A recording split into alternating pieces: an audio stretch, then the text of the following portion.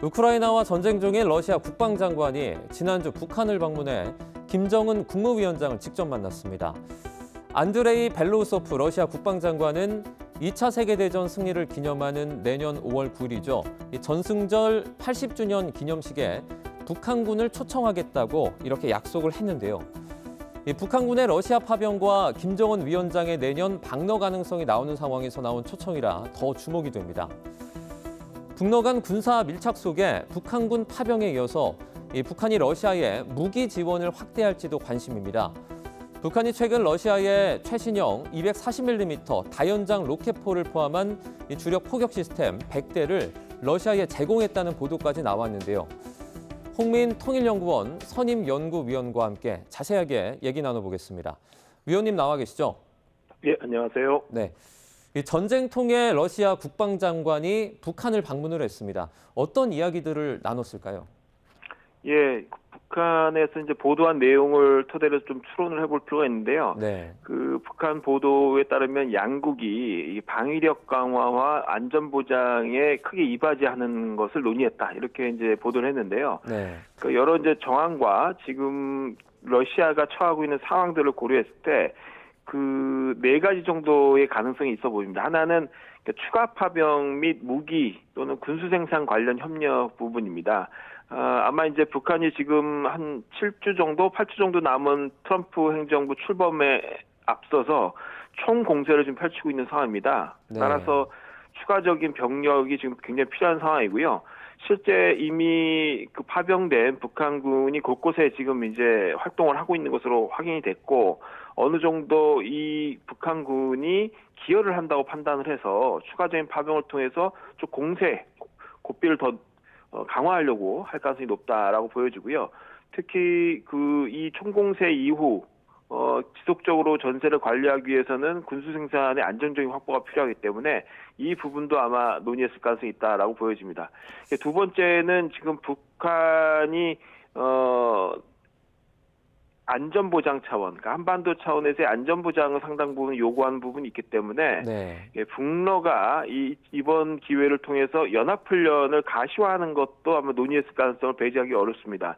이 과정은 아마도 한국이 우크라이나 지원을 할 수 있다라는 어떤 가능성을 염두에 두고 한국을 압박하기 위한 차원에서 자칫 우크라이나에다 무기 지원을 하게 되면은 한반도 차원에서 긴장이 조성될 수 있다라는 것, 특히 이제 북러 간의 연합훈련을 통해서 압박할 수 있다라는 것을 의도적으로 보여주기 위한 차원일 수도 있다라고 이제 보여지고요. 네. 또 세 번째는 이제 최근에 그 트럼프 그 진영 내에서 만약에 그 트럼프 행정부가 출범하게 되면 북한과의 대화를 빠르게 진행할 가능성이 높은 것처럼 실제 보도가 나온 바가 있습니다.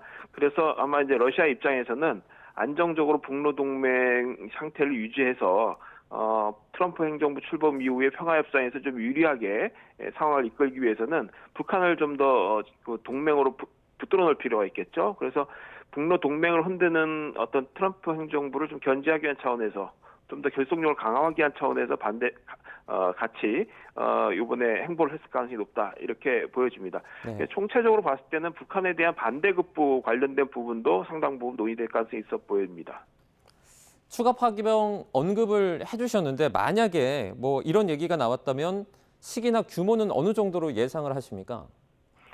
예, 실제 그 미 국방부에서 브리핑하는 과정에서 나온 얘기는 북한군이 이미 이제 참여를 하고 있다라는 거는 확인이 됐는데, 네. 예, 구체적인 역할에 대해서 아직 확인이 못 하고 있습니다. 다만 지금 러시아가 동부전선과 쿠르스크 지역에서 사실상 총공세를 펼치고 있는 좀 국면이 계속되고 있는데 여기에 대해서 우크라이나가 상당히 고전을 좀 면치 못하고 있는 상황이고 네. 미국 역시도 이 부분에 대해서 굉장히 우려를 많이 하고 있습니다. 그만큼 실제 미국 내에서는 그 파병된 북한군이 일정한 기여를 하고 있다. 그러니까 이게 최전선에서의 어떤 전투 역할에서의 기여도 뭐 있을 수 있지만 그것보다는 전체적인 러시아의 병력을 순환시키는 대체 병력을 순환시키는 데 있어서 숨통을 트여주는 부분이 있다. 그래서 상당 부분 공세에 기여를 하고 있다 이렇게 판단을 좀 하고 있는 것 같습니다. 네. 따라서 아마 이제 이런 말이 맞다라면은 트럼프 행정부 출범 이후에 사실 추가 파병하기가 좀 어려울 수도 있습니다. 왜냐하면 네. 평화협상 국면을 바로 전개될 수 있기 때문에 따라서 오히려 그 전세 지금 공세의 쐐기를 좀 받고 전격적으로 이제 뭔가 자신들이 이 우위에 서기 위해서는 지금 추가 파병하는 것이 오히려 유리할 수 있다라고 판단할 수 있습니다. 그래서 아마 현재 총공세에 유리하도록 파병을 조율했을 가능성, 그러니까 트럼프 행정부 출범 이전에 파병하는 것에 대해서 논의했을 가능성도 배제하기 어렵다 보여집니다. 북한이 최근 러시아의 최신형 240mm 다연장 로켓포를 포함한 주력 포격 시스템 100대를 러시아에 제공했다 이런 보도가 나왔습니다. 러시아군의 어떤 전력 손실을 메우는 데 큰 역할을 하고 있다 볼 수 있을까요? 예, 그렇습니다. 굉장히 큰 역할을 할 가능성이 높습니다. 네. 그 이유는 이미 러시아가 그 2년여 넘는 기간 동안의 전쟁을 통해서 사실 이제 포병 전력의 상당수를 투입했기 때문에 여기에 대한 손실도 굉장히 큰 상태입니다. 다 아시겠지만 지금 우크라이나와 러시아의 전쟁은 주로 이제 포병전, 그다음에 드론을 통한 그 전투, 이것들이 굉장히 주요한 그 게임의 어떻든 그 전쟁 자체에 굉장히 중요한 요소로 작용하고 있습니다. 그렇기 네. 때문에 러시아 입장에서는 지금까지 투여된 이 포병 전력을 좀 만회하고 나름대로 보충할 수 있는 요소들이 굉장히 중요하다고 할 수 있는데요. 지금 얘기되고 있는 거는 170mm 자주포하고 그다음에 240mm 다연장 로켓포 이 두 가지가 지금 얘기되고 있는데요. 이것도 이제 좀 더 확인이 필요하긴 하지만 충분히 개연성이 높다라고 보여집니다. 왜냐하면 240mm 이 다연장 로켓포 같은 경우에는 최근에 북한의 갱신령이 나오기까지 했는데요. 뭐 갱신령이 아니더라도 최소한 40에서 60km 또는 갱신령일 경우에는 60에서 70km까지 사거리를 가지고 있습니다. 네. 지금 거의 뭐 이 광활한 계열지에서 사실상 포병전, 참호전에 의존하고 있는 지금 우크라이나 전장의 성격상 이런 240mm가 만약에 지원될 경우에는 상당한 포병 전력에 기여를 할 가능성이 높고 그 우크라이나가 상당히 이게 고전을 면치 못하고 있는 지금 현 상황이 더 악화될 가능성도 있다고 보여집니다. 그리고 향후에 이제 평화 협상이 전개되더라도 전선을 계속적으로 관리하기 위해서는 사실 240mm 같은 이런 재래식 전력이 계속적으로 필요하게 됩니다. 따라서 아마 러시아는 상당히 이 무기를 요구했을 가능성이 높고 북한도 자신들이 가지고 있는 이런 240mm의 능력을 테스트하고 기록을 확보하기 위해서라도 지원했을 가능성이 매우 높다 이렇게 보여집니다. 네, 마지막으로 간략하게 하나만 더 여쭙겠습니다. 전승절 초청 등을 고려를 했을 때 김정은 국무위원장의 방로 가능성은 어떻게 보십니까?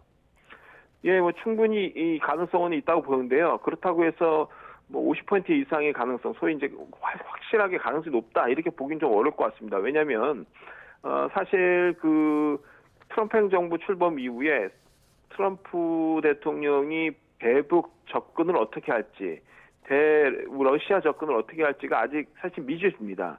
지금까지 뭐 여러 예측이 나오긴 했지만 그런 전향적 태도가 실제 전개될 수 있을지, 그래서 러시아 지금 그 상황에 영향을 미칠지, 북한의 어떤 접근에 큰 전환이 일어날지를 알 수가 없는 상황입니다. 따라서 지나치게 미리 이 북로가 밀착하고 있는 것을 트럼프 행정부 그 출범에 맞춰서 만약 보여준다는 것이 오히려 리스크를 높일 수도 있다라는 생각이 들 수 있습니다. 그렇기 때문에 오히려 좀 관망을 해서 트럼프 행정부가 어떻게 대러시아 정책을 펼치는지, 그리고 우크라이나 해법을 어떤 방식으로 내놓는지 이 국면들을 나름대로 좀 계산을 해보고, 그리고 나서 이제 아마 이 북로가 필요하다면 미국을 압박하기 위해서라도 좀 더 밀착 모습을 강조할 필요가 있겠다라고 한다면 아마 전격적으로 이루어질 가능성이 높지만, 너무 지나치게 이제 먼저 만날 것이라고 전제해서 보는 거는 다소 섣부를 수 있다고 보여집니다. 네.